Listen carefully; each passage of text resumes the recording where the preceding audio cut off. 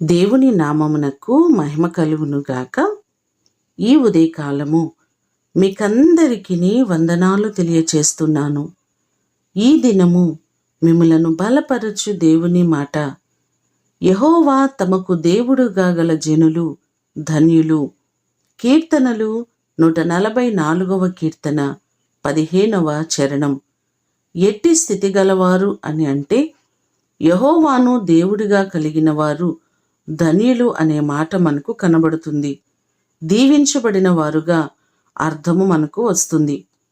ఎవరు దీవించబడిన వారు అంటే ఎవరైతే ఆయన ఆశ్రయిస్తారో, యెహోవాను ఆశ్రయించు వారందరూ ధన్యులు అని కీర్తనలు 2వ కీర్తన 12వ చరణంలో మనకు కనబడుతుంది. 84వ కీర్తన 4వ చరణంలో కూడా చూస్తే నీ మందిరమునందు నివసించువారు ధన్యులు అనే మాటలు మనకు కనబడుతున్నాయి. మనమందరమును ఆయనను ఆశ్రయించినట్లయితే, ఆయనను దేవునిగా కలిగి ఉన్నట్లయితే మనమందరమును ఆశీర్వదించబడిన వారముగా కనబడుతున్నాం.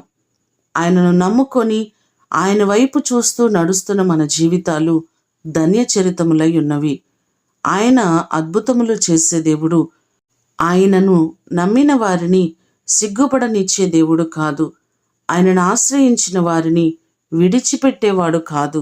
మీ కుటుంబాల్లో మీకున్న ప్రతి పరిస్థితిలో దేవుని ఆశ్రయించి ఆయనను నమ్ముకొని ఆయన వైపు చూస్తూ అడుగులు ముందుకు వేసినట్లయితే మీ కుటుంబాలను దేవుడు బహుగా ఆశీర్వదిస్తారు.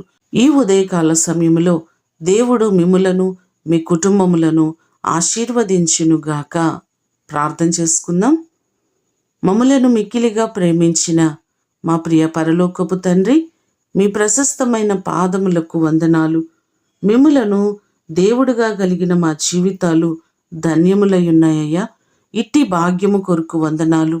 మీరు మమ్ములను రక్షించి నీ బిడ్డలుగా చేసుకొని విలువైన రక్షణను మీరు మాకు అనుగ్రహించారు.